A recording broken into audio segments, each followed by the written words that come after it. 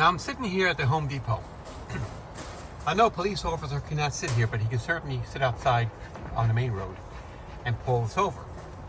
Why am I pointing this out? Because this is definitely a tandem axle trailer. It is registered in Virginia. I don't want to get out because I don't want to have a confrontation.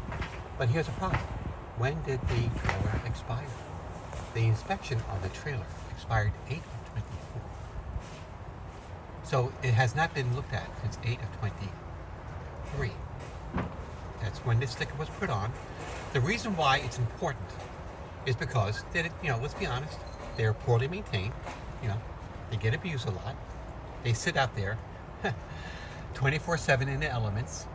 Rats and squirrels, they eat wires when they're hungry. That's how the Fox Elementary School fire was like. It started because, in New York when I was a volunteer EMT firefighter, we had a fire caused by squirrels and rats who were hungry. And they do eat wires and they eat the casing. That's why under code you're supposed to put the wires into metal casing. Anyway, so the reason why we need to have these trailers inspected is because if the trailer hitch breaks, which they do, and that is a class 1 hitch. It's tied back illegally. It doesn't support the weight. So I can tell you right now, the towing capacity of the hitch and the way it's fastened to the vehicle, without getting underneath, it looks like it could be under stress. Anyway, the hitch system is not inspected in Virginia, by the way, which I think it should be, because the bolts could be rotten and rusted and they could be broken and they're not torqued correctly.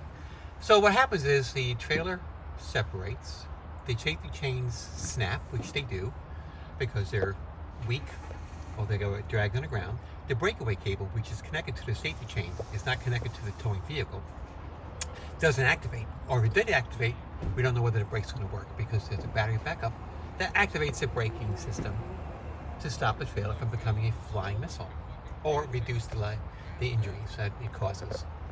So why am I getting destroyed? It's because the trailer companies and the lack of attention to this matter is being suppressed by the industry. I have it, I got the information, and I'm ready to help if they will only listen. DangerousTrailers.org. Very clear. I don't care if the person driving the car is wearing a seatbelt. What I care about is I'm wearing a seatbelt and my family's wearing a seatbelt, having a trailer become detached. That's not inspected.